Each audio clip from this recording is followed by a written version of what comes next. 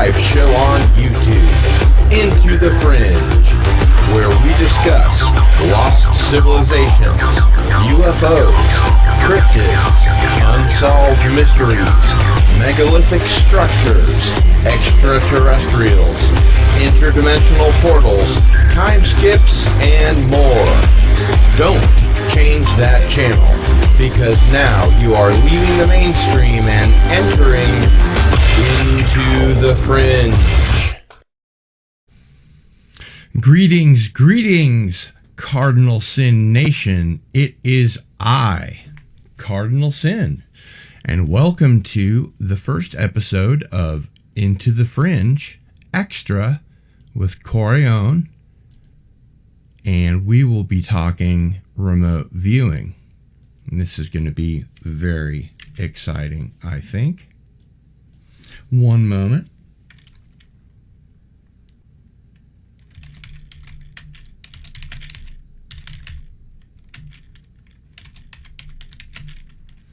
Got some last minute stuff to do.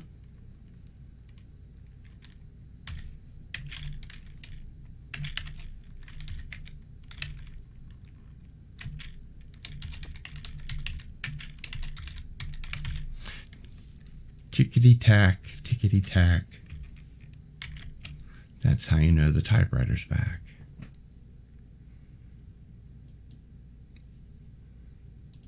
All right, just checking everything here. Okay.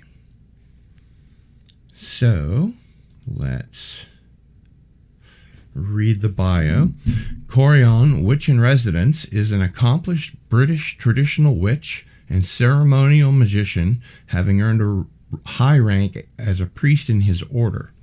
Currently, he works in IT as well as a chaplain in the Greater Toronto area of Ontario, Canada. YouTubers, of course, will know him as Coraon Witch in Residence, as an alumni and friend of the channel Dictor Van Doomcock's Pop Culture Breakdown, as well as Piercing the Veil.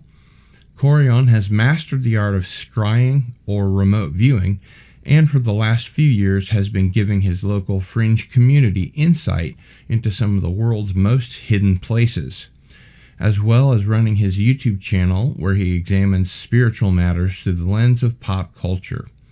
Welcome, Coraon, to Into the Fringe Extra. And you're muted. Well, there we go. Well, thank you very much, Cardinal. It's wonderful to be here. How you doing today? Great. Good to see you. And I'm really excited for tonight's topic, having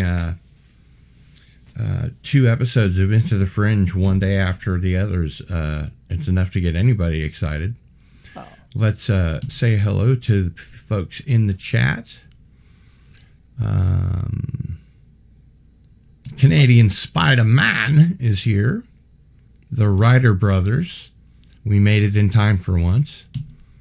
Pat S., welcome. Skogly, hello. Ari, hello, sinners. And that appears to be who we have for now. Now, normally we give away a... Darius Munchout is here too. Normally we give away something at the end of the show. So I will be giving away an object of clothing with Into the Fringe on it. But I'll need the winners to send me their information, mailing address, etc., etc. And I want to make sure that my mods have the invitation link. Kind of on the fly here. And before we get started, I have a little ceremonial magic of my own to do.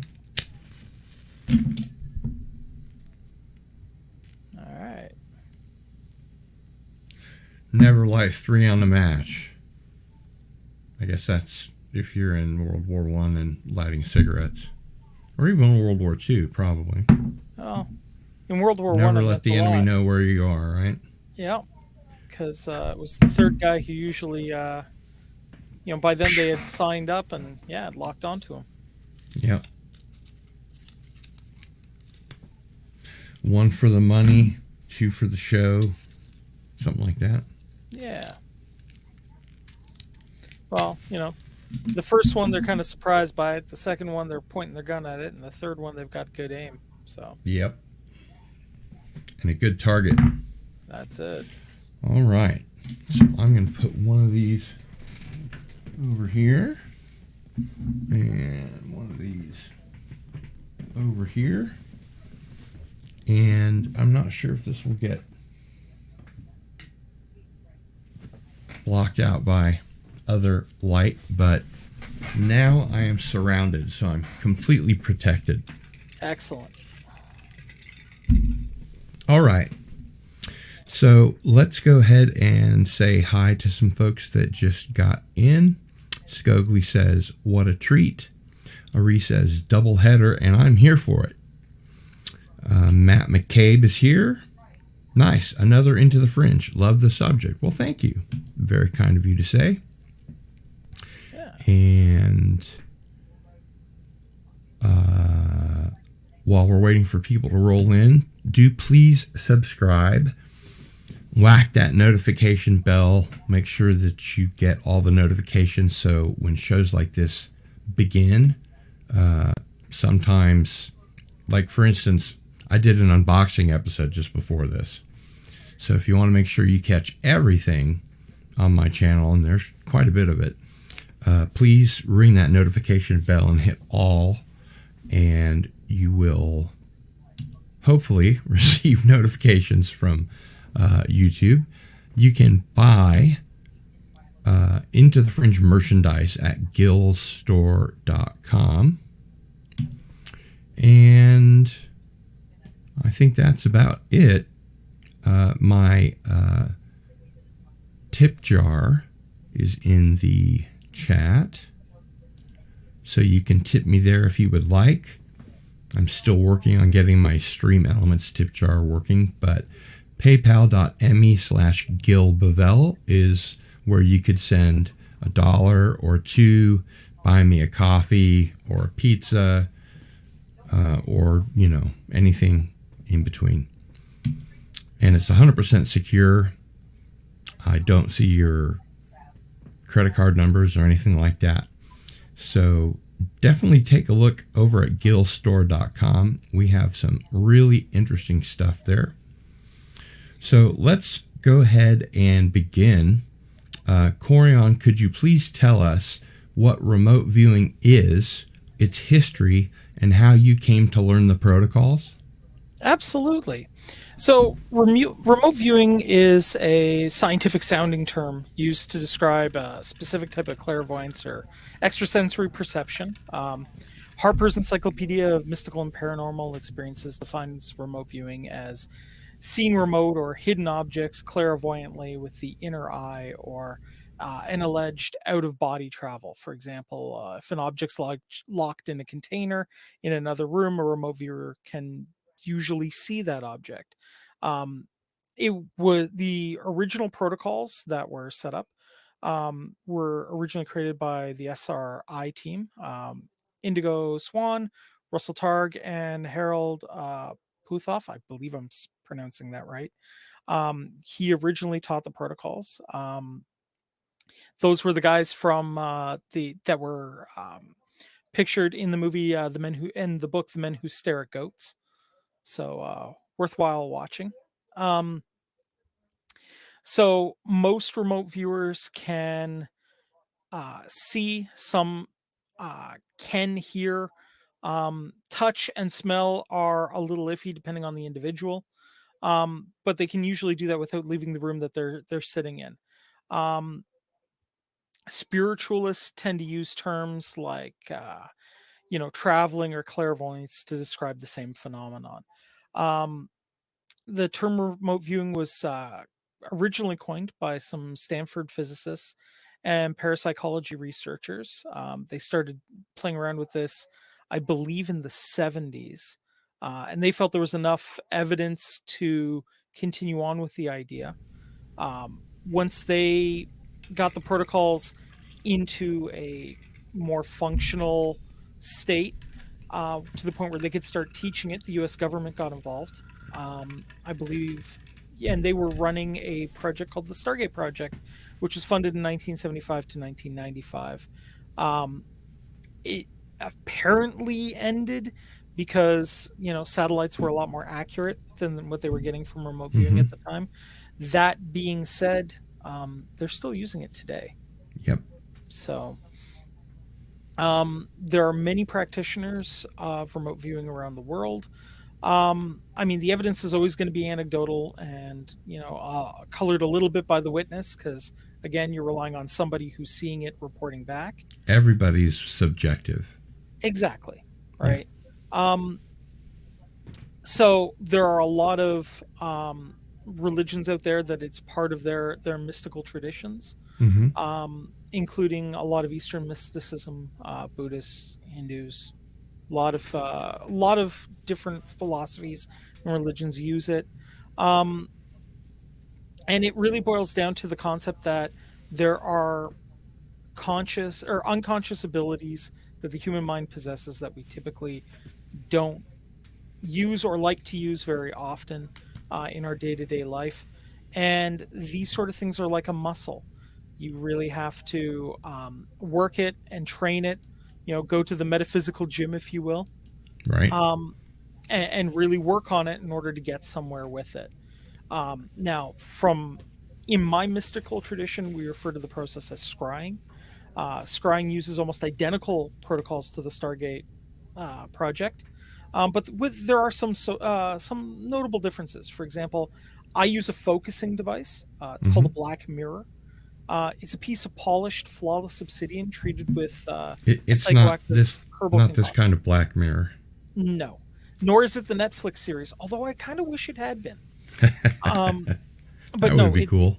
It would be, but it was actually treated with a psychoactive herbal concoction, my mirror, and it allows me to kind of, for lack of a better term, slide into that mental state a lot easier.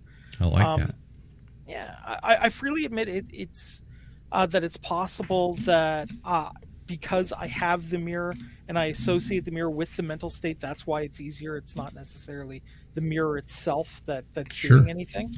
But like how memory is affected by, say, smell. Like you smell that certain brand of tea, and suddenly you're brought back to that cafe that you went to when you were in university. I'll tell you what. Whenever I smell Lutece, the perfume, it takes me right back to my first girlfriend when I was 16. Yeah. That olfactory sensation, I think they say it's the most powerful of all the senses. Right. I mean, for me, whenever I smell absinthe, I'm brought back to the club I used to hang out with, the nightclub when I was a kid. So, I get that. So the technique I use requires me to get into a very deep meditative state.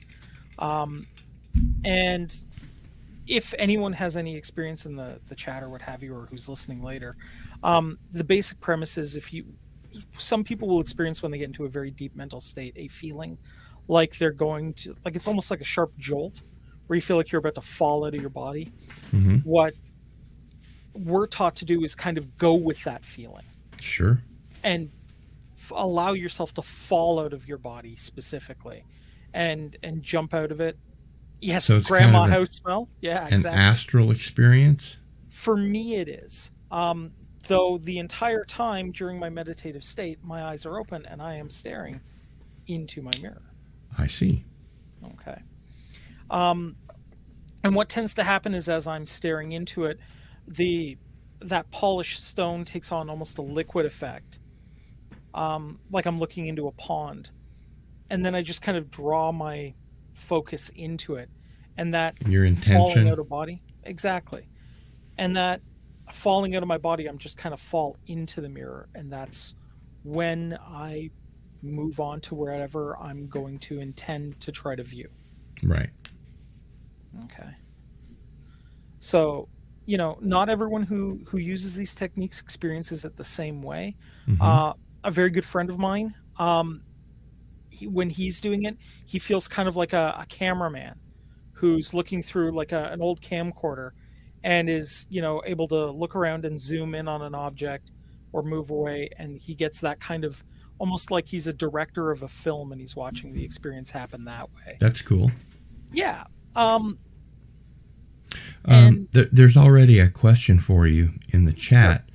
The Ryder brothers ask, Coraon, is that related to the feeling of falling when we twitch as we're falling asleep? It's very similar feeling, yes. The difference when you're falling asleep, though, is that's more of an unintended side effect, whereas the meditative one it's a very intended side effect. Like we're trying to cause that effect. And Ari says, the seventh son of the seventh son can see the future in a bowl of water. The same as scrying? It's a similar technique, but scrying I have found is something that just about everyone who puts in the effort can do. There's no, lineage, shall we say, required for it. Just a matter of intent, and like I said, it's like a muscle group. You have to, just like if you were trying to train to lift a weight, you go to the kind of the mental dojo, if you will, and focus on this. Following. I should probably take this opportunity to mention, full disclosure, I had 2 psychic tutors when I was a teenager. And the first one taught me how to see my aura. It took forever, and he got kind of pissed off. We were sitting in Perkins, and he was trying to get me to see my aura. And finally he said, Gil, you know how when you put 2 magnets together and they repel? Do that with your hands. And so I did that with my hands, and then I could feel my bioelectric field, aura, whatever you want to call it. And then he made me make it into kind of a ball, and then kind of just make it go into his face. And then he did that back to me. Eventually I was able to see it that night, and it had that Spielbergian blue, like in Poltergeist. Yeah. And I think that's the color of everybody's aura in their body and in their head, depending on their mood or whatever. They'll have different colors in their head. But then he told me, look up. And I looked at him and his wife, and I could see their auras. And I was like, wow. And then he said, now look around the restaurant. And I could see everybody's auras in the restaurant. And that really freaked me out. So then he gave me a blue star of India. And it's a semi-precious stone where if you hold it up with your back to the light, it forms a cross. And he said, practice on that. Just focus your psychic energy on that every day. And so every day after high school, I would go home and do that. And one day I got a call from my psychic tutor, and he said, Gil, are you practicing? And I said, yes. And he said, stop. I'm in Eudora, which is about 15 miles away from here. And I can feel it from here. And he was very concerned because his experience was with people that are not so nice. They also called themselves witches, but they were evil witches, I guess, is the way to put it. And he took me up to this place called Sanders Mound out at Clinton Lake, which is the other direction from Eudora. And the Native Americans had built a hill that had a pretty gradual rise where 3 ley lines intersected, which I could also see because the electromagnetic energy that runs through the earth is the same frequency, let's say, as that runs through our bodies and our brain. And then once the Army Corps of Engineers got there, they built it much more steeply. So it kind of goes like this, And at the top, there's a picnic table. And so on the way out, we were walking down there. And on the way out, he said, just, point and look up, and we're going to pretend that we're, doing astronomy. It was a clear night. And he said, don't look back until we get to the picnic table. And I was like, okay, cool. So we got to the picnic table, and he said, okay, now turn around gradually, but remember, look up before you look at the tree line. And so I followed his instructions, and when I looked at the tree line, I saw the auras of maybe 10 or 12 people. And he told me that the people that worked out at the park were all witches from this local coven, evil witches. I'm not sure how you, black magic maybe, but he was scared that they would somehow feel me, like when I was practicing, and they would try and, swing me to the dark side, I suppose. And I no longer see auras, but that's because, like you're saying, I haven't exercised that muscle. I'm sure if I did, I would be able to again. So there's my preamble, whether you like it or not. No, it makes sense to me. For me, my whole piece on that is the group I am from is British traditional craft, which the best way to explain would be we're is that following Alexandrian? Gardnerian, actually. Gardnerian. But I do have a Alexandrian degree as well. So I'm a little bit in there as well. Oh, very nice, Maya. That's awesome. So yeah, my group basically follows the traditional religions of the British Isles, is the best way to put it. I personally have done a lot of work with a little bit more of a Norse slant, just because I enjoy it. Mm-hmm. And I like the mythology, and I think it's cool. I've also studied a bunch of different religions and spiritualities from around the world, because I feel like it gives me a good understanding of my faith if I examine everyone else's and see what the commonalities are, right? Right. Yeah, there are groups out there that would use these teachings, the positive kind of energy we try to put out in the world for selfish gain, which I would consider pretty negative and pretty not nice to do. But, for the most part, I think you'll find that the more positive guys out there are, more common, really. Most of us are just trying to do, good stuff and try to treat other people the way we would want to be treated, more like everyone else, right? Right. So. Yeah, it's the same energy. It's just a matter of in whose hands that energy is. My first psychic tutor got out of his car and rolled a fairly large boulder several feet away from where it was, because this coven of local evil witches, or whatever you want to call them, were preparing the rite of Osiris, in which a human sacrifice is called for.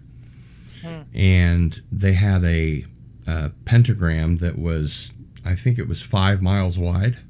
Wow. Okay. And so him moving some of these boulders out totally screwed up their rite.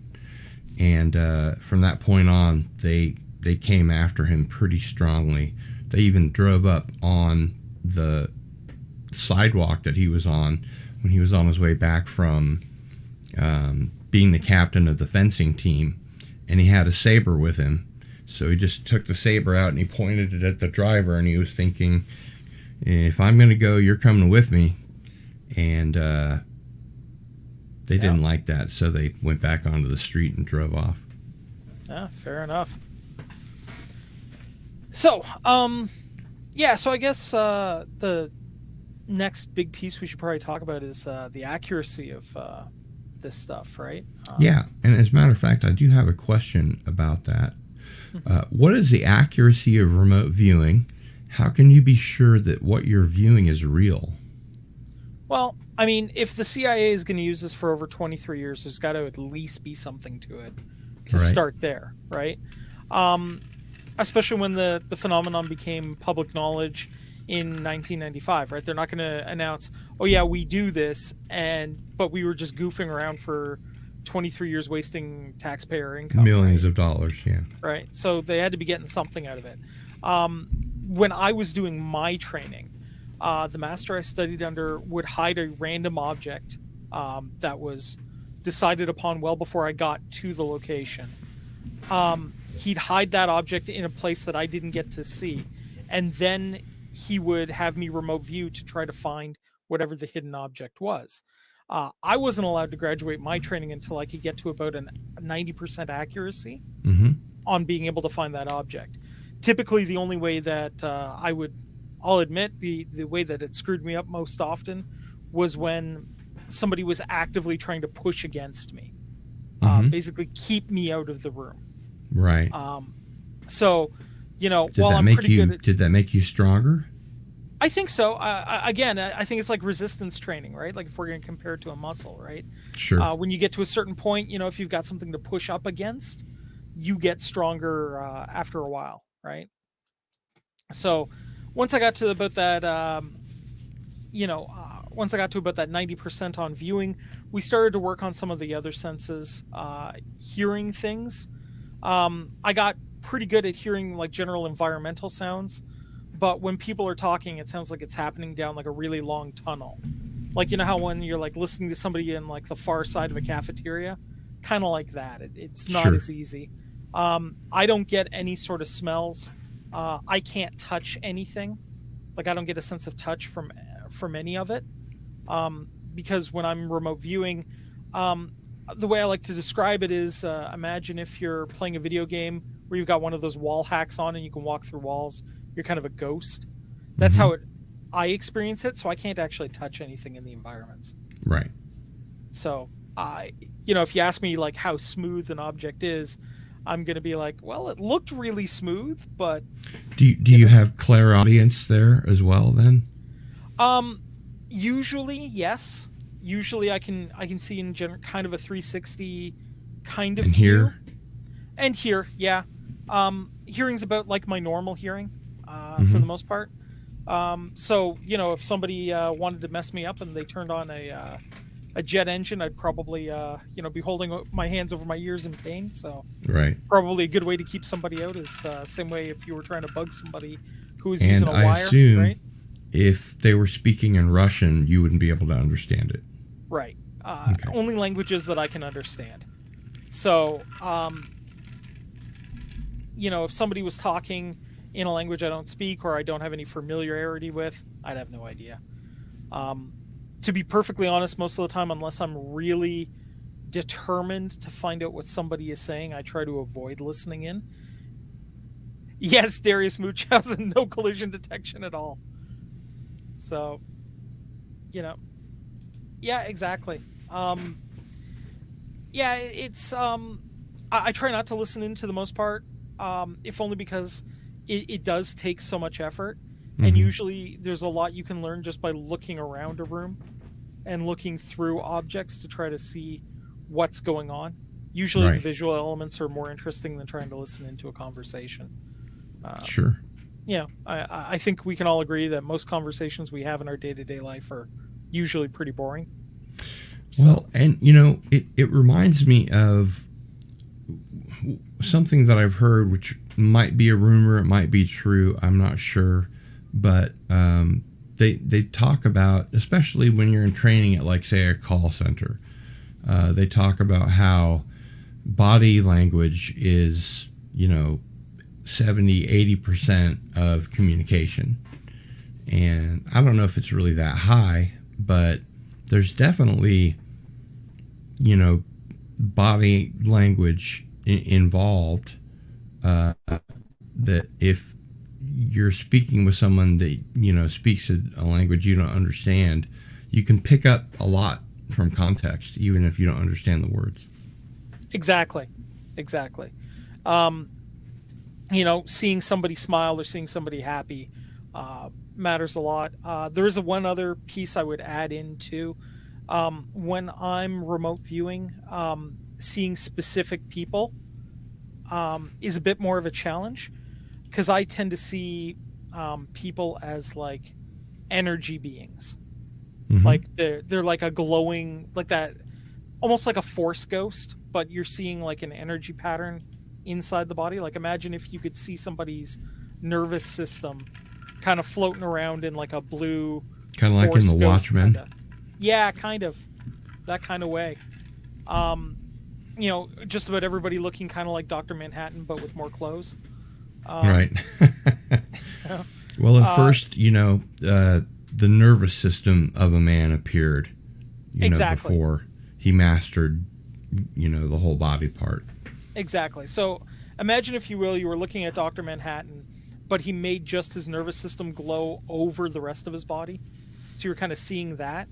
Right. So, unless I'm really focused in and looking for a specific person, it's really hard to make out specific people, but I can get their intent a lot. Like, Mhm. for example, if somebody's thinking very aggressive thoughts, I can generally pick that out as they're, in a very aggressive posture. If somebody's really curious about something, they have a different kind of feel to them Sure. than if they're just kind of sitting around goofing off, right? Yeah. So whenever I'm talking about somebody in remote viewing and I say like, well, this person felt like they were kind of in charge of things, or this person was a guard, or this person was a scientist, it's because I'm picking up on like cues from them in terms of what they're doing and what they feel like they're doing, more than Mhm. being able to like read a name badge or a rank badge or whatever. So would it be safe to say that while you can't touch things, you have kind of an empathy effect? Yeah. Yeah, I would say that. I think that's fair, especially when it comes to humans. Yeah. I've also noticed that people who are particularly reactive to psychic phenomenon, if I were to say, like, as I'm like kind of walking through them, for lack of a better term, they will notice. They'll get like a little chill down their spine. Right. So, they'll turn and kind of follow whatever, whichever way it was going. So, whenever I'm doing, work like this in somewhere that I'm not really supposed to be, like in this case, in an Antarctic, supposedly non-existent base, I'm always a little careful because they may have somebody like me on the payroll, and I'd very much like them to not notice that I'm here. Right. I actually ran into that when I did a Area 51 remote viewing a while back. So I ran into at least a room of people that were watching me move around the room. So ever since then, I've been really careful about it.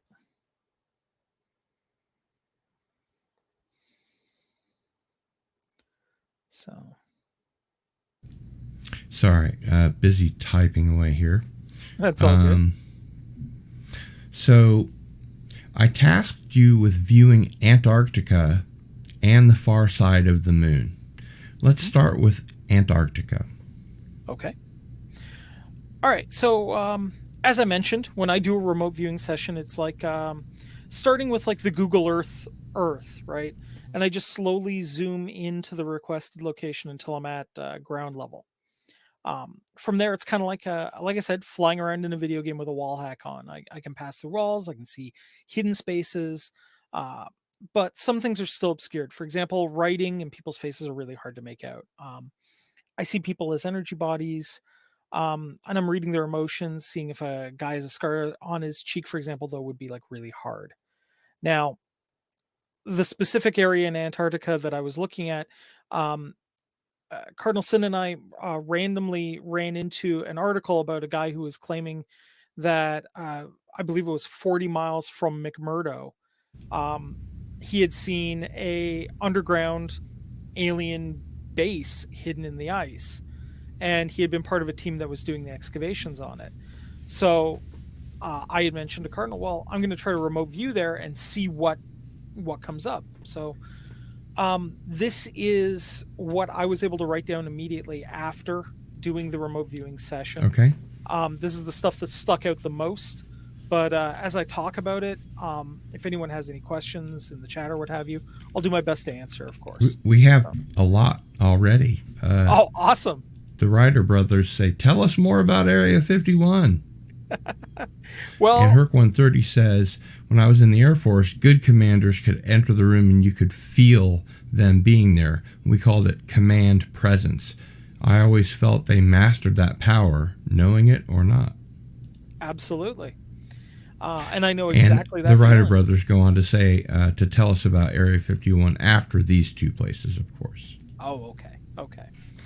So, the tunnel into this facility was almost right where the article said it would be, but it was up kind of a slope slightly with a massive snowdrift kind of blocking any sort of view to see the tunnel. Okay. Descending into the cave, it was steep and it felt like it was almost miles of ice. There were several guards as well as people who appeared to be inspecting the ice along the tunnel. I suspect they were just trying to make sure that what they were doing didn't melt or cause a cave-in or anything along those lines. There was a side tunnel that led to kind of the barracks or the main part of the human worked area. I didn't spend too much time in there, but I definitely got the idea that this is where they were sleeping, eating, holding conferences, that kind of thing, right? So the Space Force is already on the moon? Well, I didn't run into any Space Force guys when we did the moon work, but Who I'm sorry. I'm switching horses in the middle of a stream of consciousness. okay. So in Antarctica, what kind of officers, personnel are we talking about? There was definitely a lot of there was some command staff, there were some guards, which I felt were kind of lower level, and there were a bunch of science minded guys, definitely some engineering guys. It felt more like they were trying to reverse, like trying to do like almost an archaeological dig, but if the archaeology you were doing was way more advanced than anything we had. And they were just kind of spending a lot of time scratching their heads trying to figure out what various things did. So yeah, once we get to the bottom of the cave, it opened up to this massive area that had been, I guess, has kept as almost like a pocket in the ice, I want to say. Yeah, if I had to compare the primary building in this area to a human scale structure, I would say it was shaped like a stepped pyramid, but with curved vertical steps. So like kind of smoother lines as opposed to blocky lines. Okay. And the top of the area had floodlights all over it illuminating the chamber. They were making sure they were keeping the area fairly bright, as there was no natural light in there. The ziggurat was made of like a black stone that looked like basalt, but there was no seams on it. The whole building looked poured. Like it was made of one thing, not chiseled out or anything, just like if you were to like 3D print a building, this is what it would look like. That's not the first time that I've heard about that. Pumapunku and places like that almost look like they were poured, even though they're of a type of rock that you can't do that with. Granite, obsidian, that kind of thing. And because the tolerance of these ancient places is so thin, you can't stick a piece of paper in between the two blocks, Right. Now, I wasn't even seeing blocks. Like, this was just solid. Right. Now, I saw 4 entrances into the building. I went up to the very top one first. It looked like there was a large object that was supposed to be in the center of the room. Like, the floor was recessed to fit, like, kind of a large object, but it looked like it had been removed. Okay. The inner walls were of the same material, but had chiseled hieroglyphic style almost writing on it.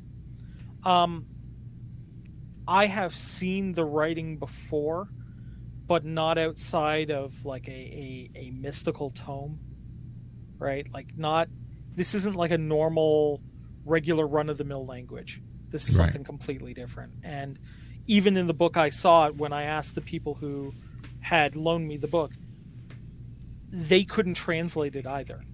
So I don't know if, the scientists working there had managed to translate it or not. But, it wasn't something I could give a translation to. It was Welsh, basically. Yeah, almost, right? Like, it definitely felt like you were watching Welsh language programming. Yeah. Like just stuff that no one's going to understand, right? Right.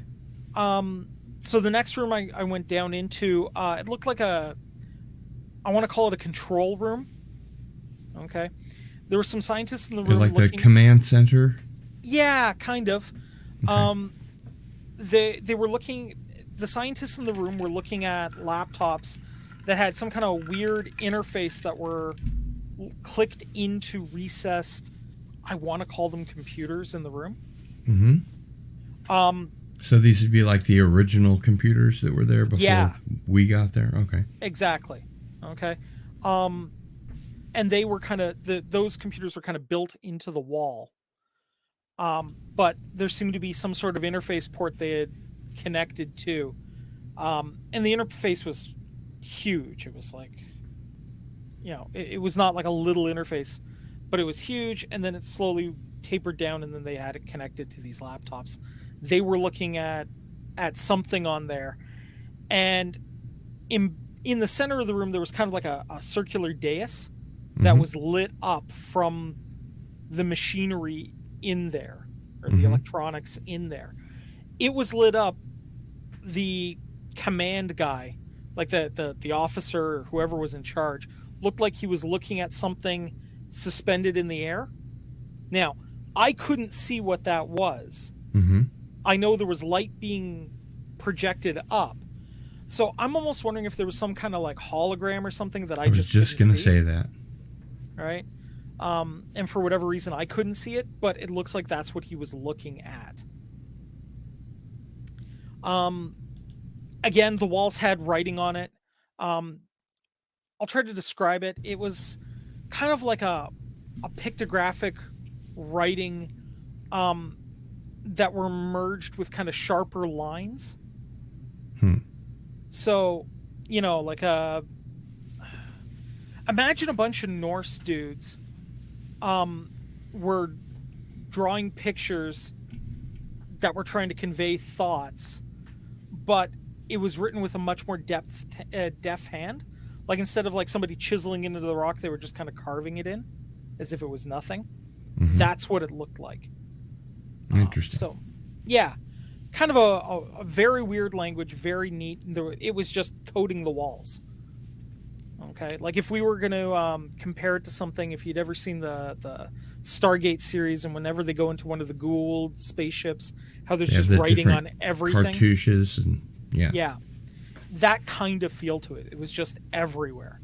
So my guess would be somebody was trying to convey a lot of information in this to whoever was going to be working in the room. Right.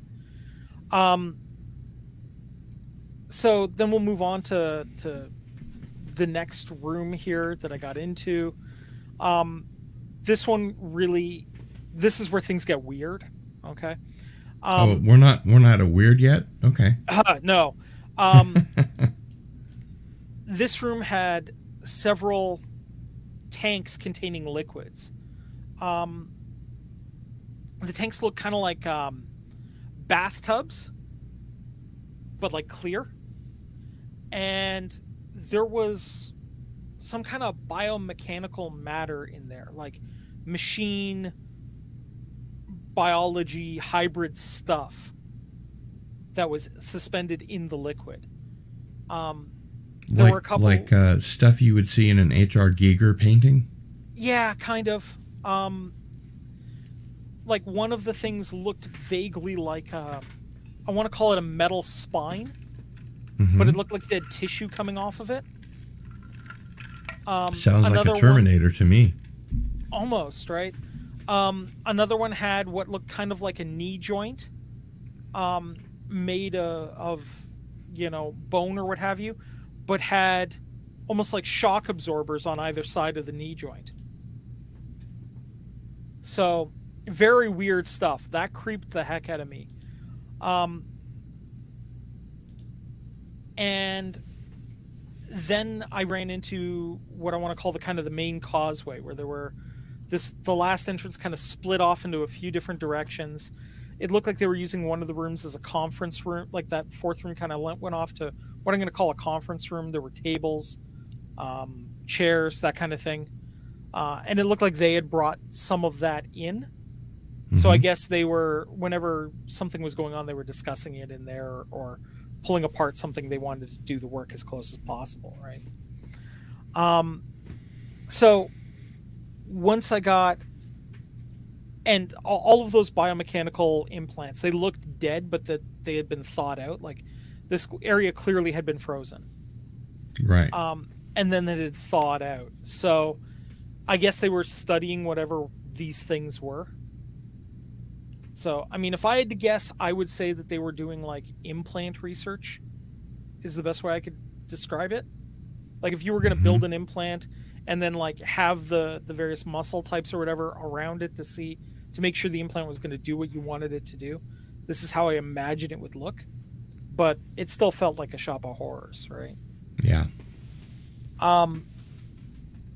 So off of that main ziggurat kind of cave, there were 3 different tunnels going off. 2 were at the same height level, and one kind of traveled down the natural slope of the ground that we were in. So the first one goes, it went off to the left, and I'm calling the next cave it went into the spaceport, or the airport, because I don't know what else to call it. It was a big hexagonal building. And it felt like a warehouse full of these honeycomb-shaped boxes. Mm-hmm. I watched one of the scientists put his hand on one side of the front side of the honeycomb, one of the honeycomb boxes, and it just kind of melted away to open up. And then he did whatever, and as he walked away from it, it sealed back up. That sounds very Stargate SG-1.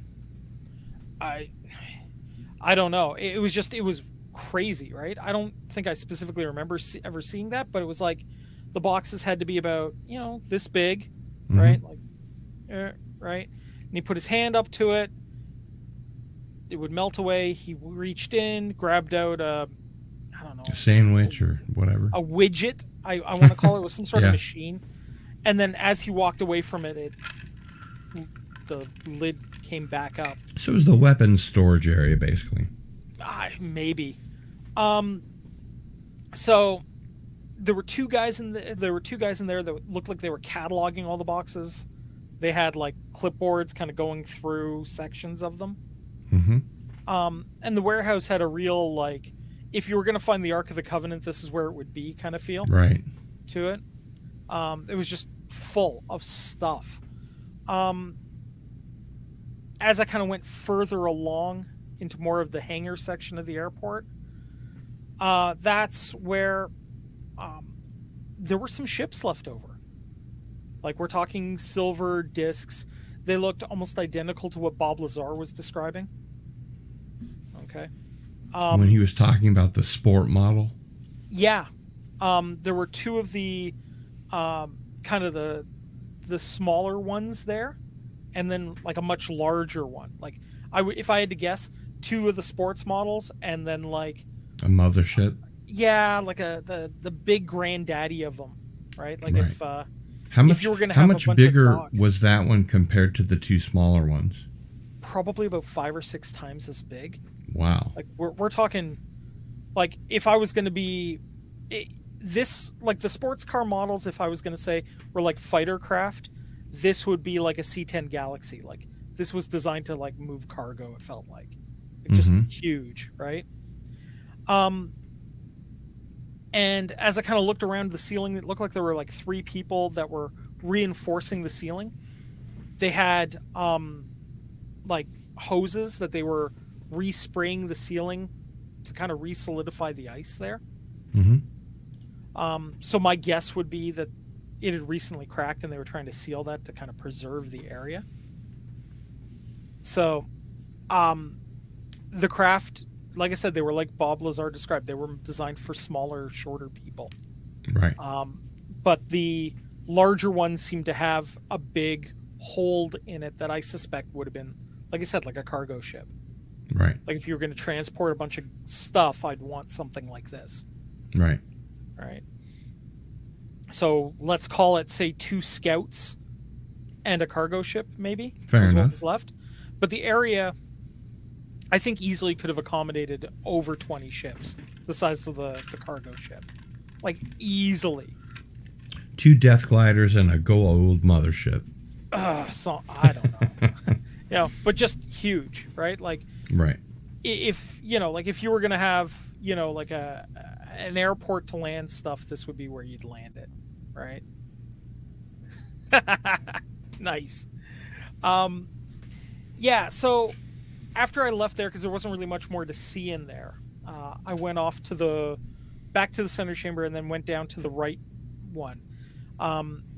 This one to me was by far the most disturbing. I'm going to call it the powerhouse of the power plant. Because the bottom of the building looked like it had the same kind of power plant that Bob Lazar was describing in the sports car model, where it had those kind of 2 cone-like or cylinder-like objects kind of pointing up at each other. And it did have spaces for small triangular like chips or chits on it that it looked like you could slot in. And it looked like there was connective equipment throughout the room. So it looked like if this was going to be a power plant, this is what I would expect it would look like, right? I went up to the next floor. It looked like there was like heating coils, and I guess the best way to explain it, you've seen those like Dyson bladeless fans. They're kind of like the big ring dealies, and they throw forward air. It looked like it had one of those as well, but a really, really big one. The 3rd floor up is I'm going to call it the control room. There was like a throne in the room, kind of recessed into the back wall there and kind of up a little bit. There was a body still in the throne. It wasn't human. I can tell you that there was so much there that just, it wasn't human. It wasn't right shaped. It didn't look right at all to be a person. What did it look like? I would say you've heard of like the tall grays. Mm-hmm. It had those kind of proportions. But the skin had gone like blue and was decaying. It also had plugs all over the body. Like we're talking, the Matrix like jacks that they all had in their body. That's very H.R. Giger, actually. Yeah, well, it was still plugged in everywhere. Wow. And its face, if I had to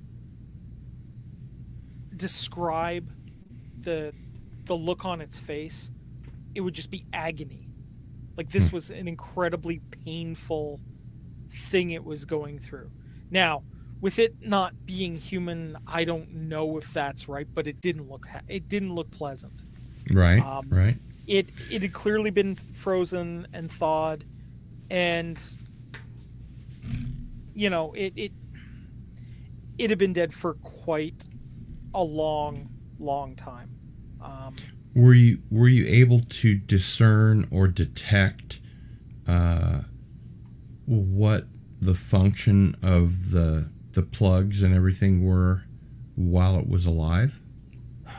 Was it to keep it alive? I'm not sure. Look,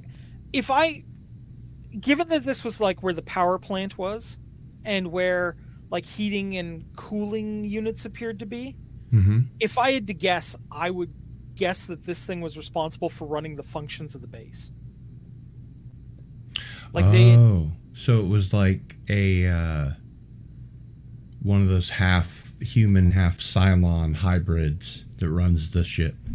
maybe something along those lines. Like if I had to guess, but it certainly didn't look like it was enjoying itself doing it. Like it looked like this was like a constant pain, terrible thing, right?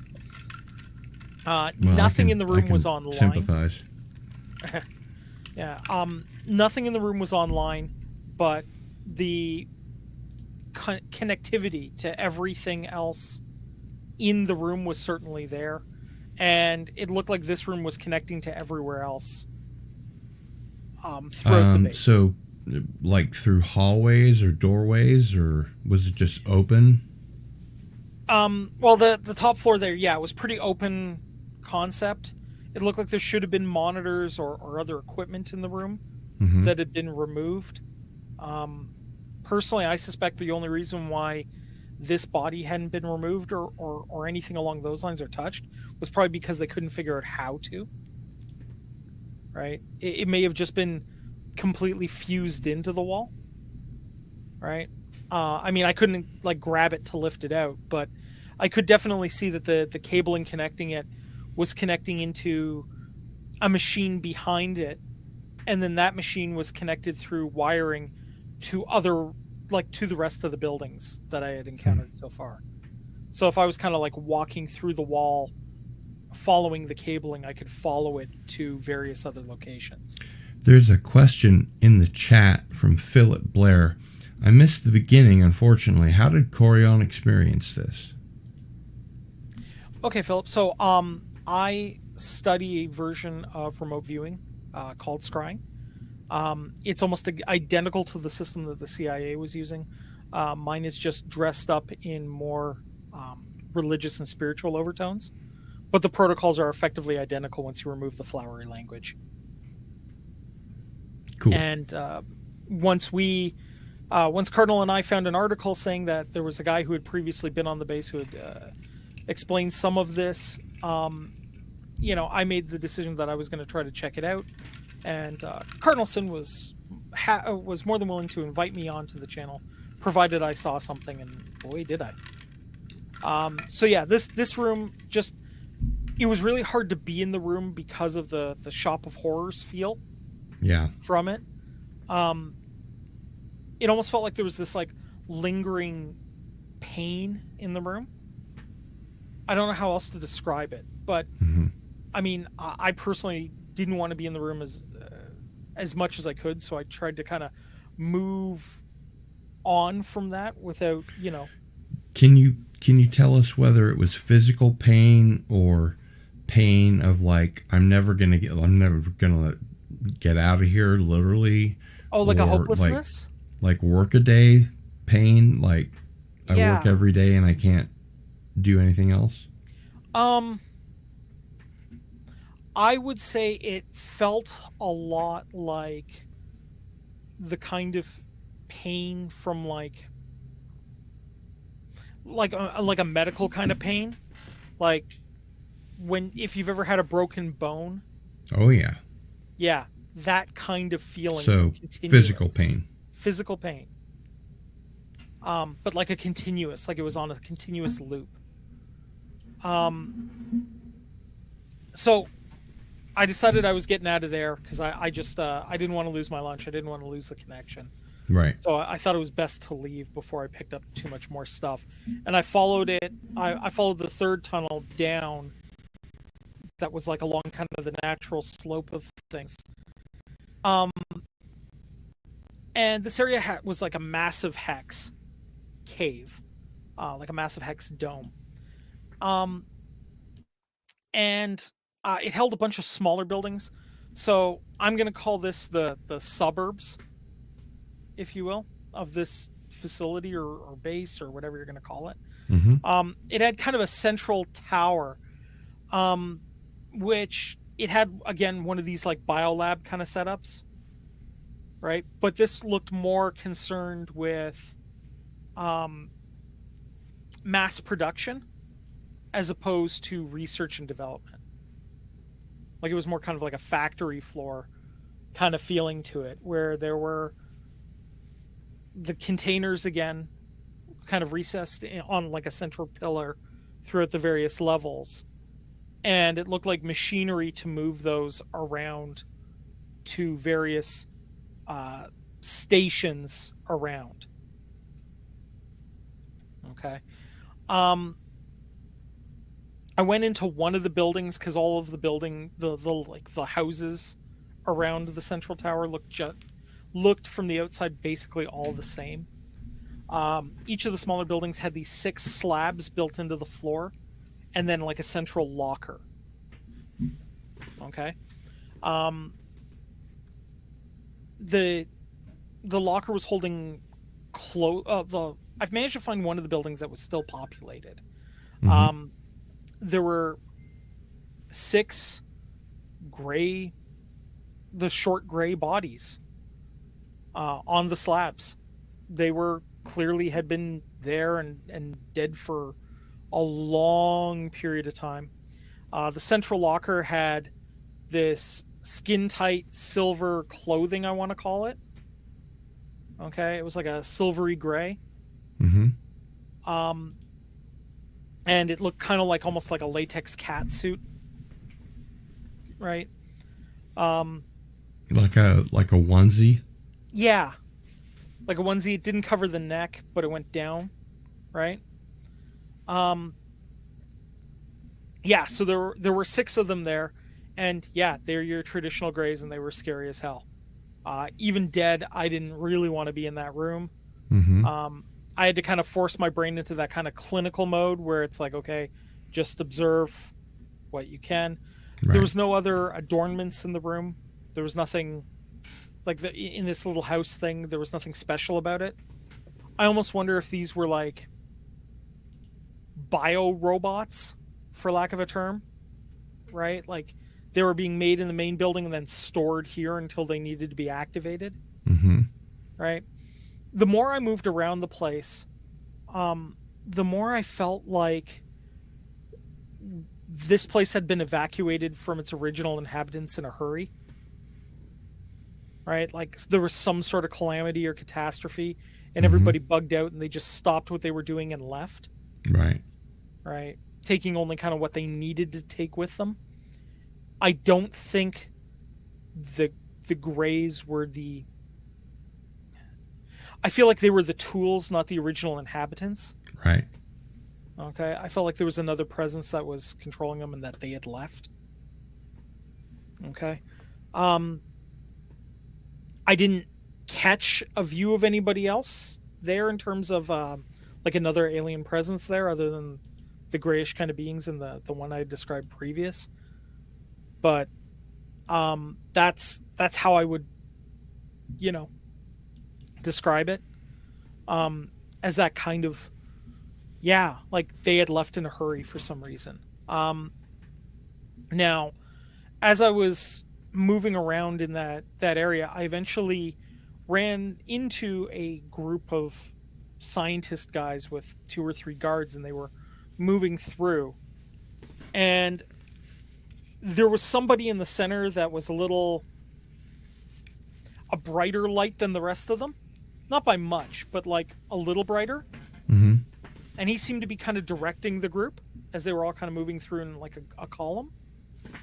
And when I realized that they were going to the buildings I had just been in, I got more than a little paranoid and decided that I was just going to get out of the inhabited areas.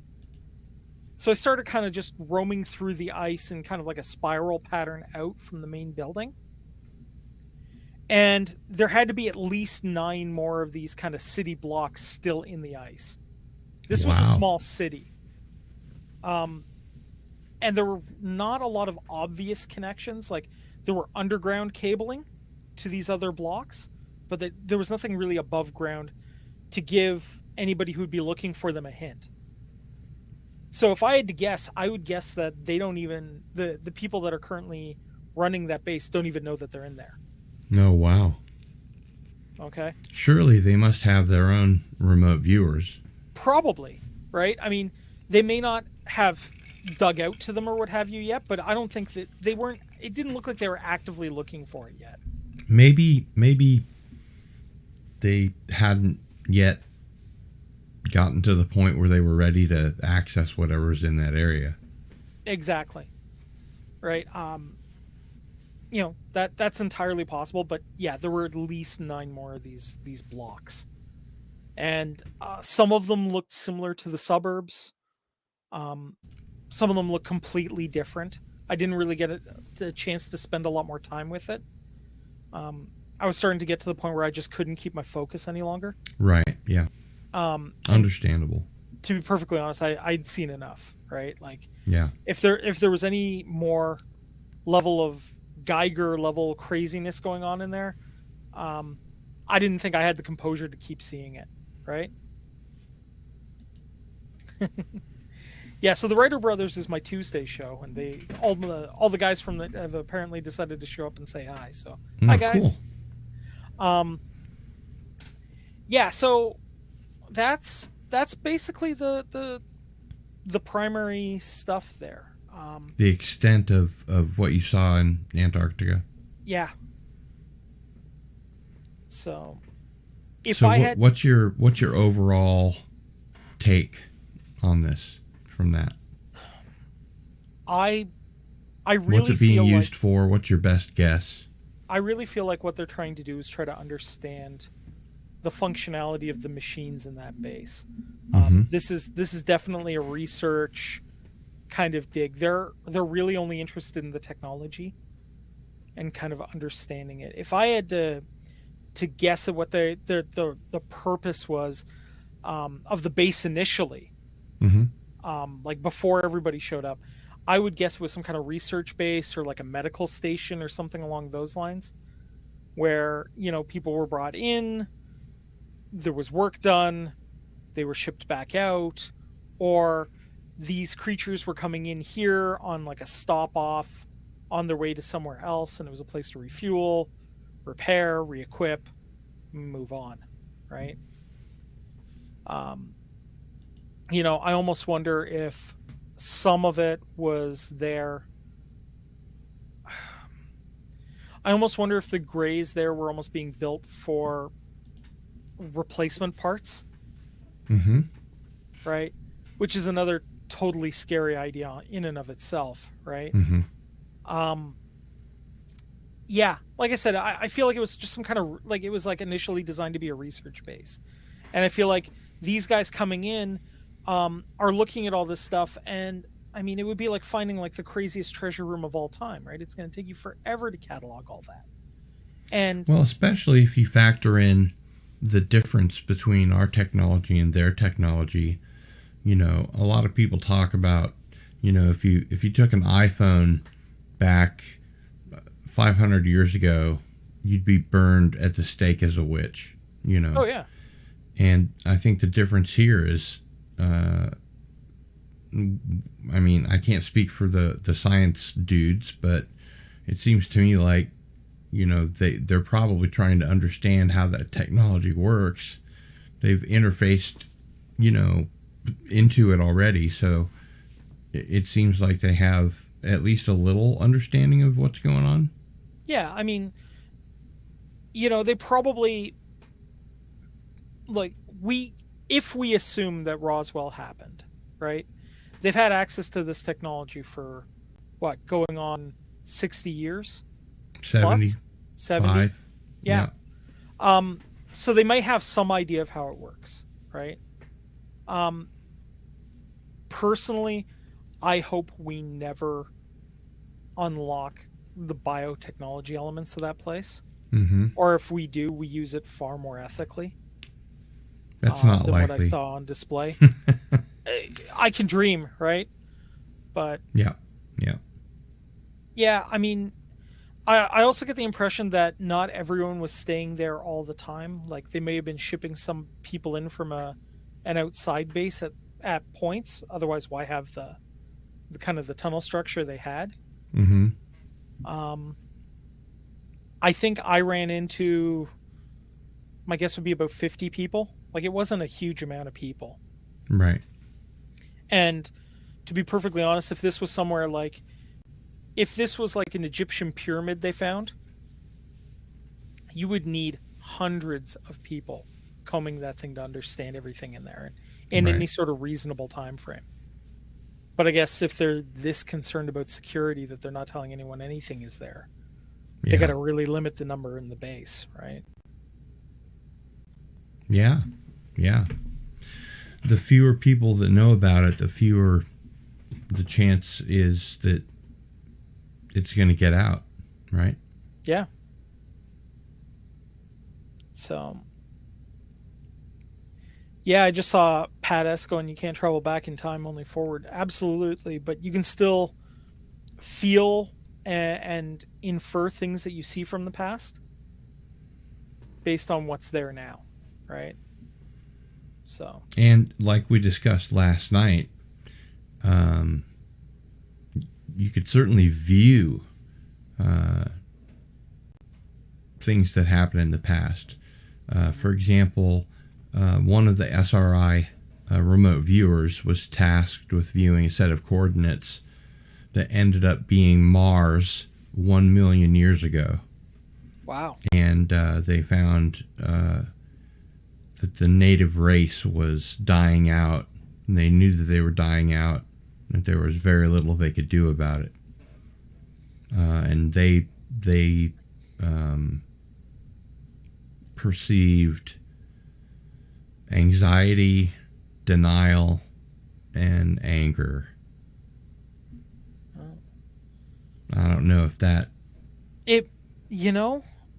It's entirely possible that if there were people on Mars that far back, it's entirely possible that they would have put some sort of base there as like a way station for researching their closest neighbor.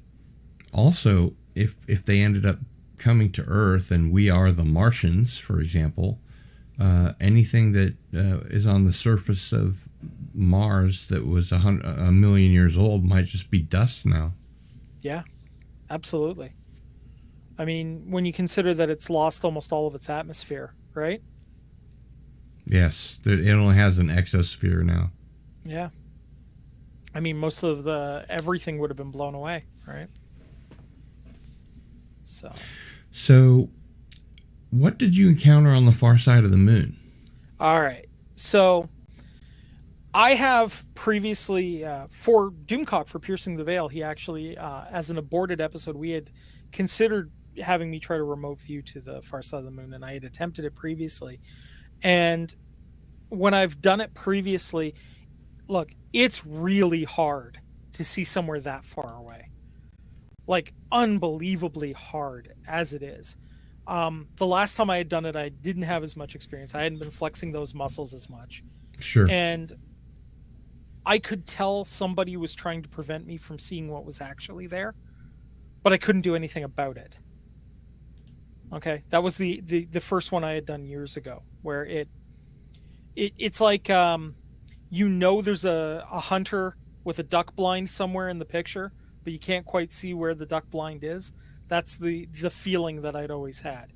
Well, I've gotten a lot better lately, and so as per your request, I went there, and I kind of opened myself up to the local energies. I was looking for one of these duck blinds, and there are a series of places on the far side of the moon that have this very subtle feeling of nothing.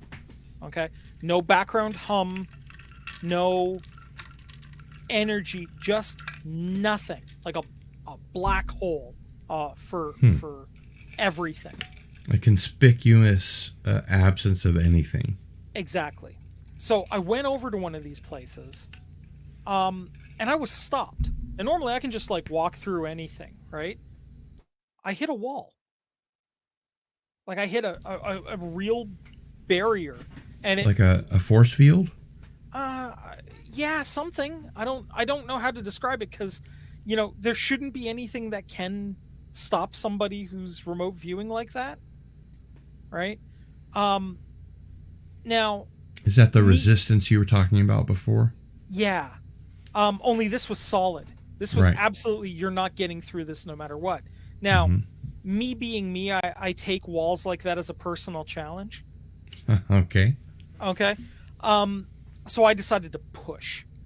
And I decided to push really hard. Um, I got to tell you, it was incredibly painful. It was really a Wow. new experience for me while scrying. It was like being electrocuted trying to force myself through there.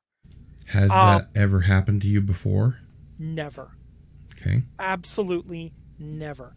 And, you know, even resistance training, resistance feels like you're pushing up against drywall, Mm-hmm. right? Like when someone's trying to push you out, it feels like a moving wall of drywall just trying to get you out of the room. This this was actual pain. Um I was able to do it though eventually. I was able to force myself through. But from there on out it felt like I was moving through like oatmeal. Hmm. Like there was constant resistance and it took a lot more focus to will myself to continue on. Mm-hmm. Okay. Um the place was covered in dust, but there were definitely like rock crusted machines.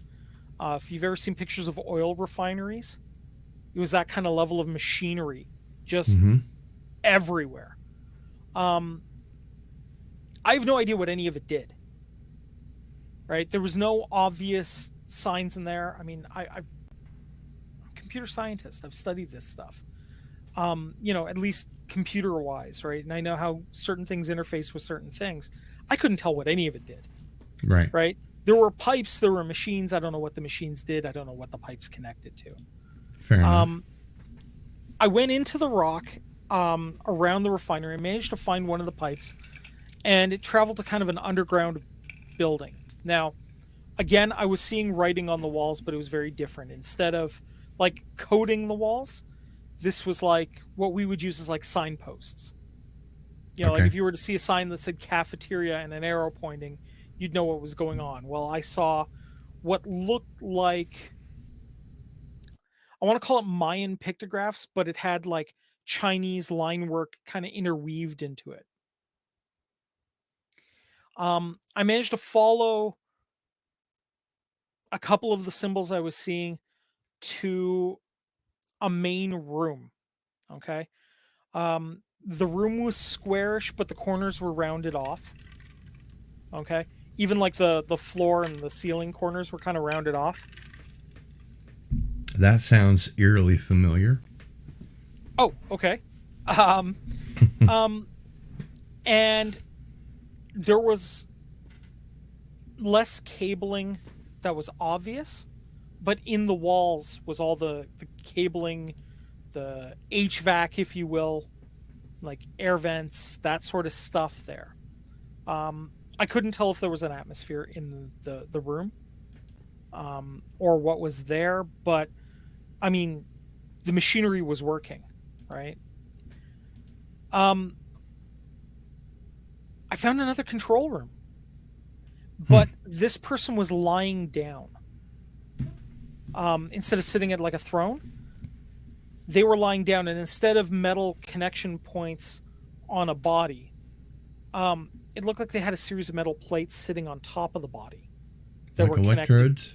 Yeah, well, yeah, but like long ones, like the Yeah. size of my arm, or like a face plate, but it didn't cover the eyes. Um, and then wiring would come off of that into the the the bathtub, or for but not quite a bathtub. Like it was like a little rim around the edge, Mm-hmm. and it would connect into the rim. Um, yeah, the eyes were not covered on this person, and I am going to call them a person. Is They look. this a living or dead person? I was seeing shallow breathing, Okay. so I'm going to say they were alive. Um, Definitely female. Um, she looked to be like from like Mayan background, but she was tall. She was like 6'5". black hair, fairly flat chested. She was taking these deep, slow breaths, like she was meditating almost. Um, she seemed to be at peace. There wasn't any signs of discomfort at all. Um, so I was moving around the room. I was checking things out. Um, I decided then to kind of float over her and just look closer to try to inspect what was going on. And I think I might have brushed her body somehow. Like I might have inadvertently touched a hand, okay, or an arm or something like that, just while I was moving around. Her eyes opened up, seemed to be looking right at me. There was this intense pain. I lost the connection and I was lying on the floor with a nosebleed. And I was back in my body and I had a wicked migraine. Um, Nosebleed ended pretty quickly, but yeah. You ever get that feeling like you really weren't supposed to be somewhere, you weren't supposed to see what you saw, and the security guard booted you out? Um, I kind of got that feeling of the security guard saying, "All right, out you get." Right? Oh, Cardinal, I think you're muted. Thank you. There. I remember in Ingo Swan's last book, Penetration, he mentioned remote viewing a base on the moon, and at the end of it, one of the aliens that was there looked up at where he was looking down, and it freaked him out, so he also lost the connection. He ended it. Yeah, I mean, if I had to guess, he probably lost the connection. I feel like whatever's living there has the capability to understand what we're doing, has the capability to, and is just way better at it than we are. Like, hilariously better than we are. Right. Like we're ants. Yeah, and, like this thing just came across a particularly clever ant and went, "Oh, that's nice. Get out." Right? Yeah. Shoo. Right? You're not allowed to see behind this particular curtain yet. Go away. Yeah. And here's the thing. Since then, since I did this, I've been getting some really odd dreams. I'll be in my dream and I'll see a starscape, and then it will move to a different constellation setup than what I'm seeing. Like everything just kind of realigns as if I was looking at it from a different location. Mm-hmm. And then a few minutes later, again, there's these tall Mayans that are moving around in kind of a cityscape looking for me. And I just keep dodging them and eventually wake up. And I've gotten the dream about 3 times now, so I'm like, I think there was something that was trying to be conveyed to me. Did you have those 3 nights in a row? Yeah. Yeah. So I'm willing to bet there was something. I almost wanna say that in trying to kick me out, there was almost a message given, as part of that package. Like I almost want to say it was trying to convey something to me, but I don't have the capability to understand it. Mm-hmm.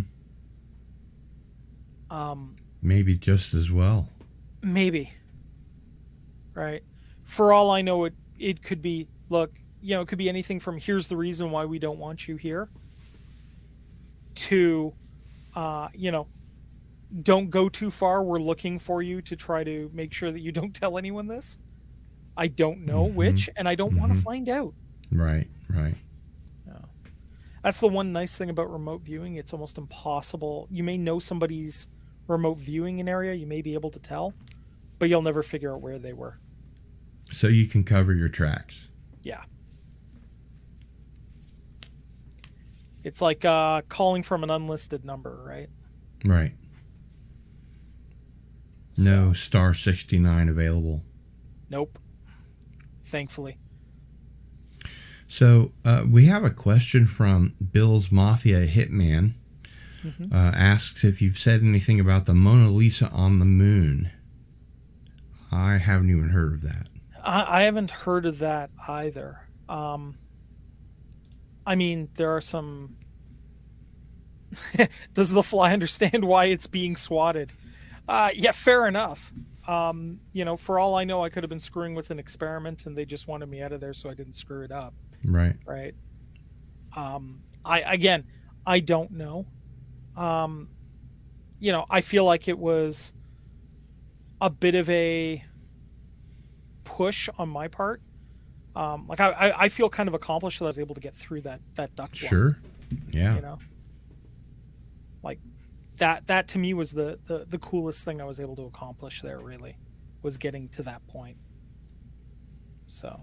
And once you got through that pain that you were talking about, did that continue or did it abate? It went away. Once I had actually pushed through, it was gone. But again, the whole thing felt like walking through like oatmeal or like soup, right? Like it was like a slog. Everything felt heavy. Yeah. So. Which speaks to me of, intention, that it's that way. Yeah, purposefully, so that if you do get through that massive barrier, then you're going to have to deal with walking through oatmeal. Yeah. I mean, it's entirely possible that it could have been a side effect of pushing through that affected me like that. Because I had experienced that level of pain, from then on, it was just the difficulty on my part. I don't know for certain. I can only convey to what I experienced, right? If I had to guess, though, I think I had recovered sufficiently to keep moving on. I felt fairly confident in what I was doing that I could continue forward. So I feel like this is part of the effect they were generating as opposed to me. Right. So CC Karaoke says, if they didn't know it was you before, they do now. Is that correct? Well, I mean, I suppose if they're on the live stream tonight, they would. If crazy moon aliens are in the chat, I'm sure Cardinal Sin would more than be willing to have you, come on the stream with us here. Well, okay. You have to be careful who you invite, because when you look into the abyss looks back into you. Fair enough. Yes, the Apollo Mona Lisa. I have seen that footage before. That was supposedly brought back. Very similar, but definitely more animated than what Apollo found. Like definitely more alive, that's for sure. Like, I have seen the footage of the face. Yeah. The face looked almost waxy to me in the images. I was just going to say waxy. Yeah. Right? This did not look that way. This looked like a person. Right? Which, to me, in and of itself is weird. I wasn't seeing the normal human thing. I was seeing a person. Right? Which, that in and of itself is something odd that I didn't really consider before now. Right? Like, I wasn't seeing like an energy pattern. I was seeing a physical being. So, that's pretty odd too, now that I think about it. Yeah. So, Philip Blair asks, how did Coraon's recurring dreams end? Also, was anyone else in the dreams like a guide of some sort? Um, so the dreams end with me waking up, consciously making the decision to wake up.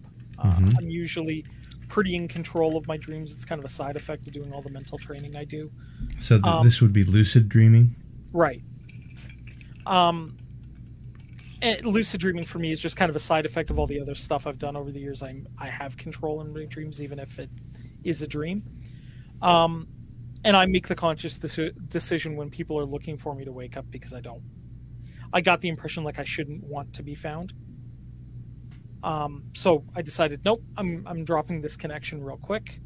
I believe there's another part of that question. I'm not recalling that, but Well, that's what Ingo Swann did, and he's the most powerful. He was the yeah, most powerful remote viewer on the planet.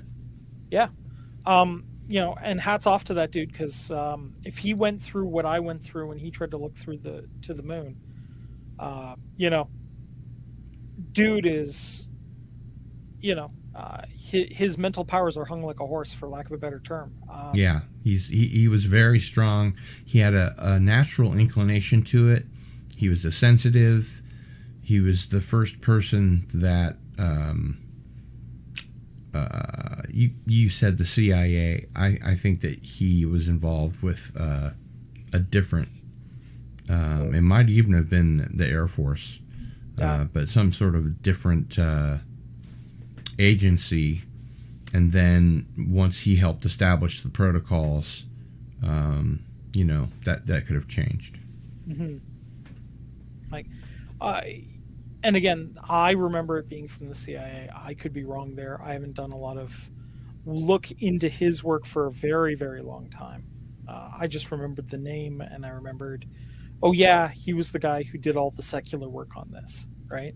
And I'm pretty sure that he was the teacher or a facilitator for SRI.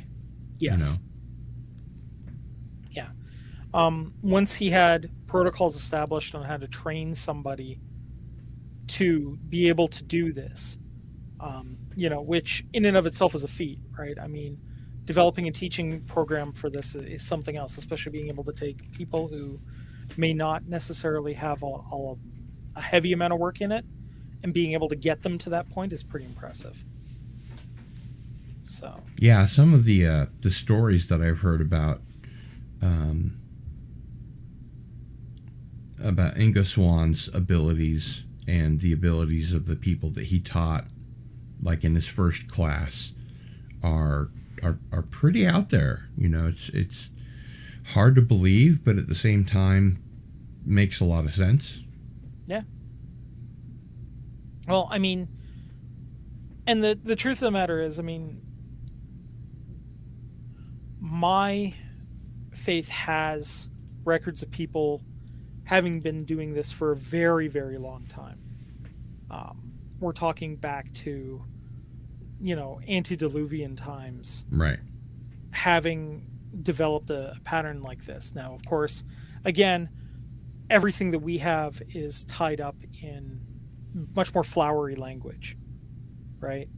Where they're talking about, it's basically the exact same as the protocols, but, we're talking about light and energy of breath and, right?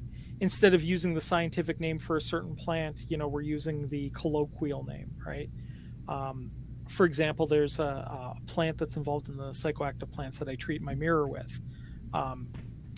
The normal name for this plant is Dajira, right? It's a plant that comes from actually a little north of Leeds in the UK. But they call it ghost flower in Interesting. this, right? Because that's the effect it has. It allows you to... Is it a hallucinogen or just psychoactive or what? It's psychoactive. Some people have expressed that they have had hallucinogenic events, but it is highly toxic, so you can't take it in directly. Mm-hmm. Right? Like if you were to try to smoke it directly, it'd kill you. Yeah.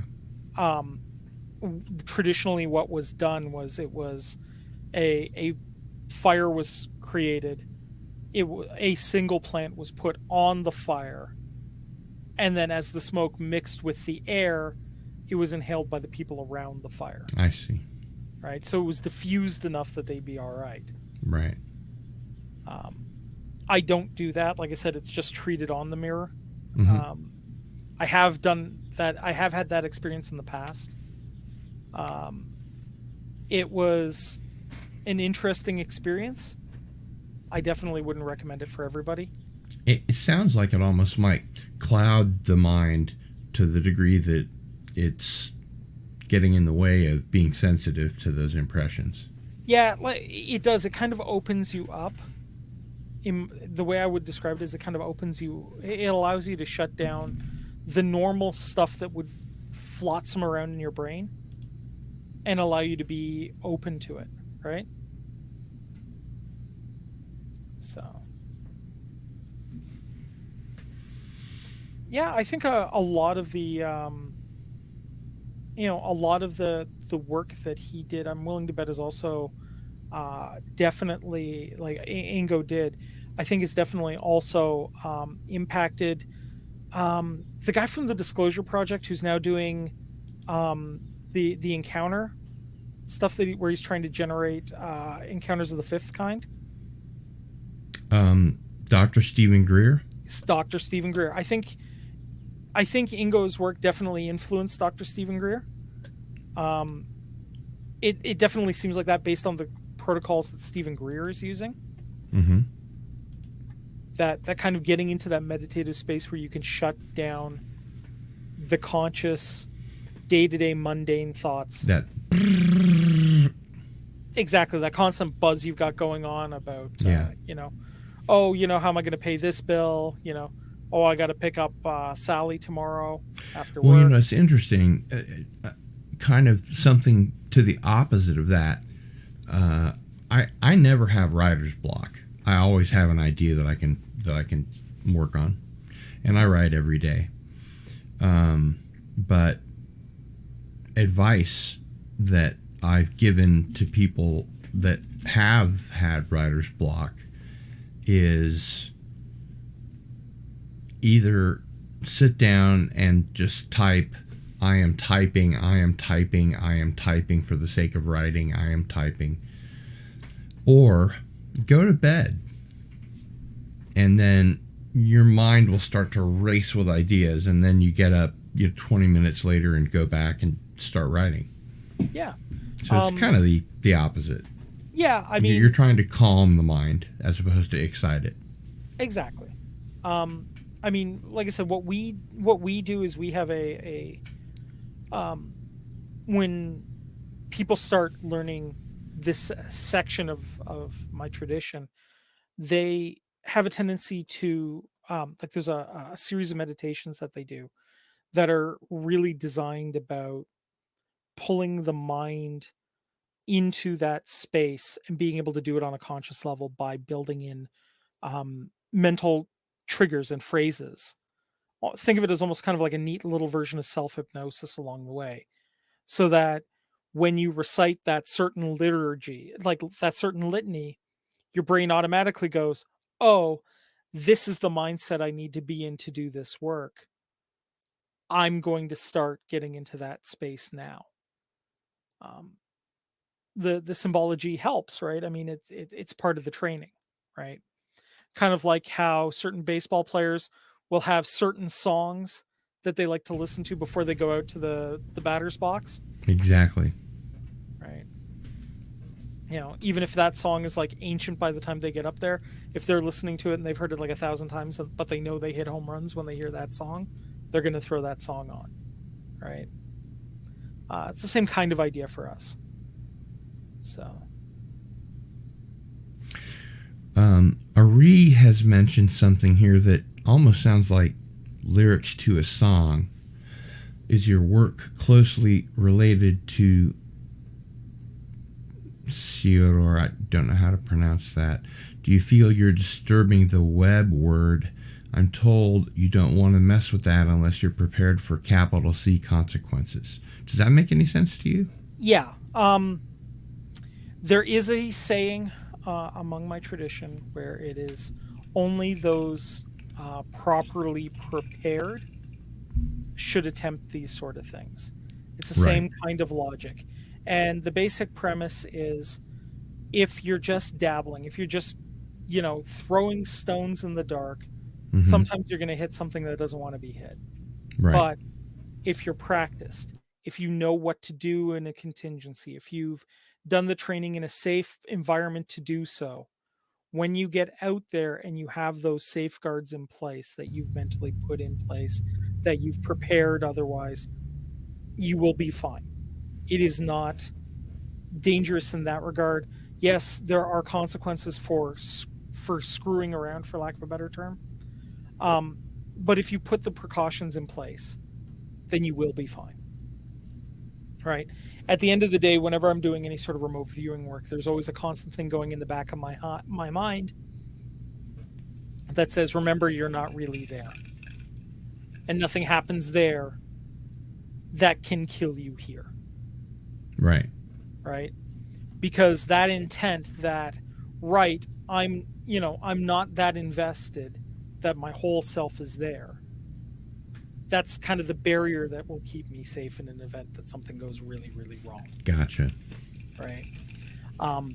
But learning how to keep that kind of constant thing going in the back of your head, right? Like, imagine, if you will, you constantly had going the rhyme for Mary Had a Little Lamb in the back of your head, but you wind up training yourself so that while, yes, that is going on, it is still going in the back of your head.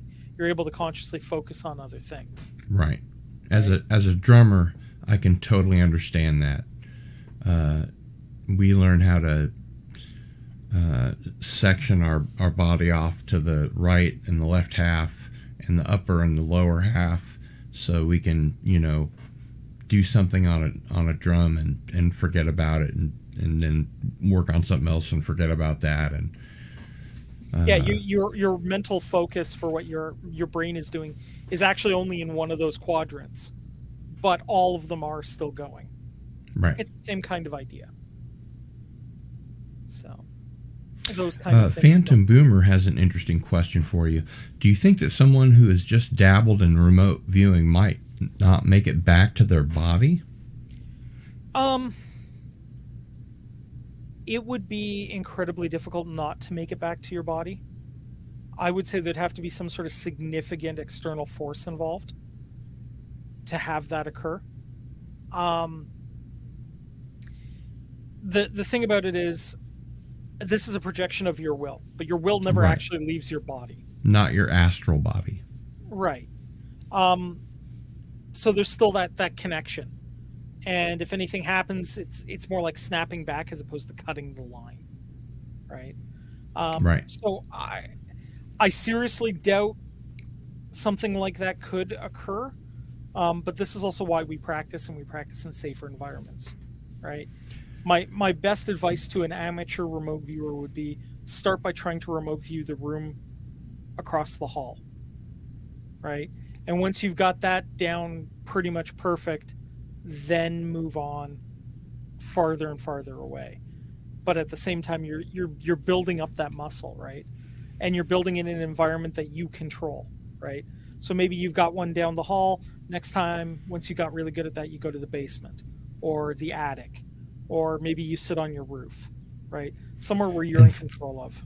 Philip Blair in the chat has a question. What is Coraon's tradition? Cardinal Sin, what are primary texts of his tradition?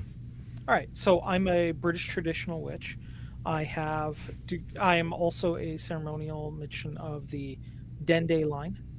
So the best stuff to enter into the British traditional craft that I follow would be to start with Gerald Gardner's Witchcraft Today. So Gerald Gardner would be the primary writer I would look at. I would also look at anything written by Doreen Valiente. Those are the two authors that I would say are your primary best bets. The actual book that we work from is considered what we would say oath-bound, which means the text is not available to outsiders. You have to make certain promises and certain agreements before you're permitted to see the book. And Ari asks if you've read Robert Monroe. I have read his book Journeys Out of the Body, but I'm not sure that's the same thing as what we're talking about. I actually haven't read it, but I'd be interested in doing so. It's a good book. It focuses on astral projection, and I tried really hard for a long time, and the most I could get is what's called a body buzz, when you can feel your astral body trying to leave your physical body, but that's as far as you can get. That's called a body buzz, according to Robert Monroe. And Canadian Spider-Man has a question. Why do some religious people insist that what you practice is evil, and how can you deal with people that closed-minded? It must take persistence. Well, here's what I would say to the people that insist that what I do is evil. I would say this. I would invite them to take a look at some of the open practices that we participate in. There are many examples of it online. And I think you'll see that primarily what our concern tends to be is making the world a better place for ourselves and others. There is only, okay, in my version of craft, while we don't have a firm rule set except for one rule, what we do believe in is choice and consequence. We believe that whatever we do, there's a consequence for that action, good or bad. And that generally, if you perform a good act, more good will flow to you. Right. If you perform a evil act, more evil flows to you. So the objective is to try to stay on that kind of better path. The only rule really we have, okay, is that we are not supposed to do harm in what we do. So kind of whatever like the Hippocratic Oath. Effectively, right? Do no harm. Do no harm, right? Yeah. I can't see how something can be evil with that as its primary rule, right? Right. And I know that not every Christian or every Muslim or anybody is, good or bad or indifferent. There are some people that they're very stuck in a belief system. And to them, I would say this. It is my personal opinion that every belief system that has existed on this world, except for one that I've ever found, starts from a place of try to be nice to others, even though sometimes they're going to be jerks to you. Right. And it's only when we start trying to interpret how to be nice to others that people tend to lose their way. So what I would say to them is, let's try to all remember that core focus of trying to be nice to others, even though sometimes they're not nice to you. Right. So when somebody has a negative thing to say or feels that, there's something wrong with what I do, I try to remember that deep down what their ultimate concern is that they're concerned for my well-being, and that's why they're bringing it up. And while I appreciate that their concern for my well-being has taken them to this place, I disagree with their application of that well-being. But I hope that they have a good time of things according to their belief. And I kind of leave it at that. And at this point, I want to share my screen so that people can get an idea of what our giveaway is this evening. These are on gillstore.com, and this is an Into the Fringe shirt, for example. And of course, there are several different styles available. And some lucky winner is going to get their choice of a black or a white shirt in their size. So when you win, please tell me if you want a male or female t-shirt, whether you'd like a black or a white t-shirt, and be prepared to send me an email telling me what your size is and what your mailing address is, obviously. And welcome, Anti-Derivative Jill. Hello. Hey, how's it going? Hi, I'm doing okay. I just have my baby over here. She's here making I noises speak and baby stuff. talk. Yeah. So how you doing? I'm doing pretty well. It's good to see you, Jill. Yeah, good to see you too. Let's see. Do we have a wheel? Yes, we do. Canadian Spider-Man mentions they're great t-shirts. The quality is good too. I have 3 I bought from Okay, Jill. give me a moment. Sure. I remember when mine was that age. And CC Karaoke says, I believe the will of the heart/soul does matter greatly in all things. There you And I think you could even take that to intention, right? Yep. The will of the intention does matter greatly in all things. Yeah. Speaking of the kind of how to be nice, if you will, it actually reminded me of a really great story. Please. My wife's family has some very religious, very Jewish religious members, like very like Orthodox. And one of the rules that the Orthodox members of their faith have is actually that a married man or a man should not be talking to somebody else's wife. Right. Right. Or potential somebody else's wife. Especially if she's unattended. Exactly. Because the concern would be creating jealousy or creating any sort of difficulty in that regard. But that's pretty damn lonely for the woman, you know. Well, now here's the thing, though. The culture I have to I'm say from, I agree with Jill. Well, I agree, but I would. The crazy part is, the culture that I'm from. The women's house is her domain. That is her space. It doesn't matter if she's living there. She is the queen of that realm, and you pay her the respect that she is due. Well, this cousin of hers came over and would only talk to me. He was trying to be nice by not potentially creating jealousy. I was being nice by trying to encourage conversation with my wife. But both of us were getting quite frustrated by this when really we were just trying to be nice. Right? And it eventually took us both sitting down and realizing what we were doing and why it was driving each other crazy.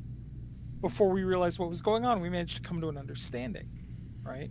You just have to be excellent to each other. Hey, there we go. Yeah, Bill and Ted always works out. Yep. And Ari And I do says, have the wheel ready here. Yeah. Oh wait, did we ever get to Area 51? That was wow. a different time, right?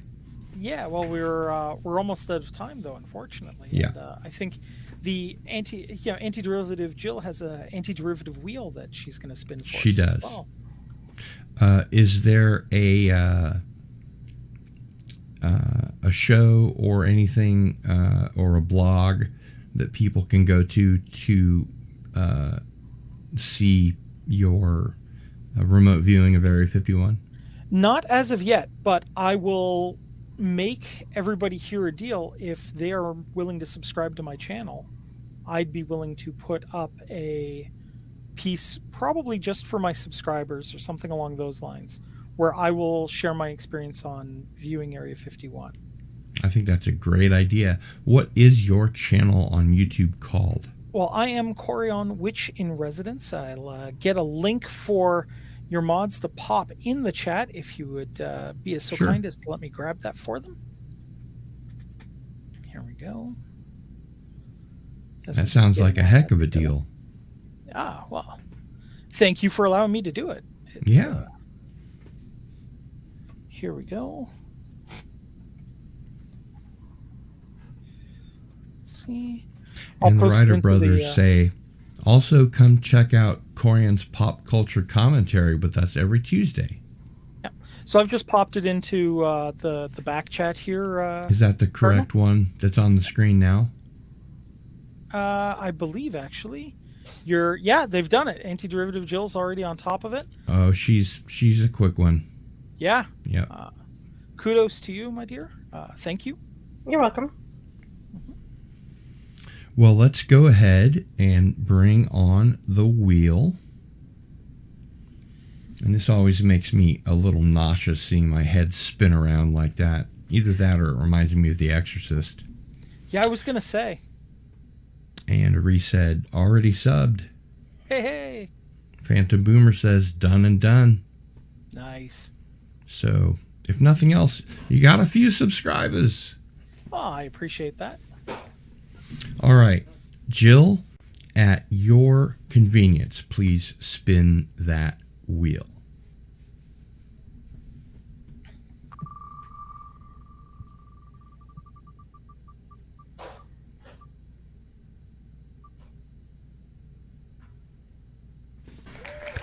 Hey.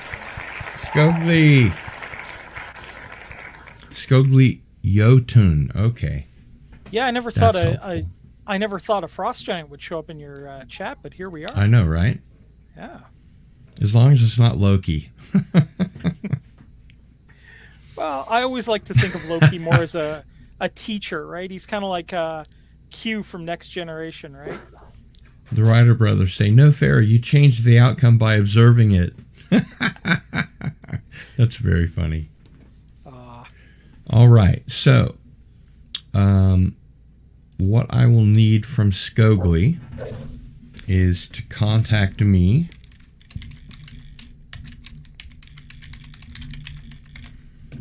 And this is my email address, gil@sunflower.com. Tell me what color you want your shirt, what size you want your shirt, whether it's a male or female shirt, and I'll need your mailing address. So, and Cam's Crash Courses just subscribed too. Nice. And yes, Stone Loki's what is it, the Mornings of Mischief show is fantastic. So yeah, do check him out too. It's always a lot of fun. Yeah. All right. All right. Well, Jill, thanks for coming on again and helping us out. I appreciate it. You're welcome. And yeah, so I guess before we wrap it up, if there's any other questions I can answer, I'd be glad to. But let's see. Just lots of congratulations, and I subscribed. Nice. All right. So it looks like we're good. Yep. So thanks very much, Coraon, for coming on and delivering the results of your remote viewing. Mm-hmm. I am sure that in the future we can do another one of these. Absolutely. This is Into the Fringe Extra number 1. This is the first extra that we've had, which means more than one in a week. But I think we'll probably continue that tradition. Skogli says, I subbed yesterday. Yes, I saw that. And Matt McCabe says, thanks, Coraon. I'll subscribe to you. And thank you. Great show tonight. Looking forward to further discussions.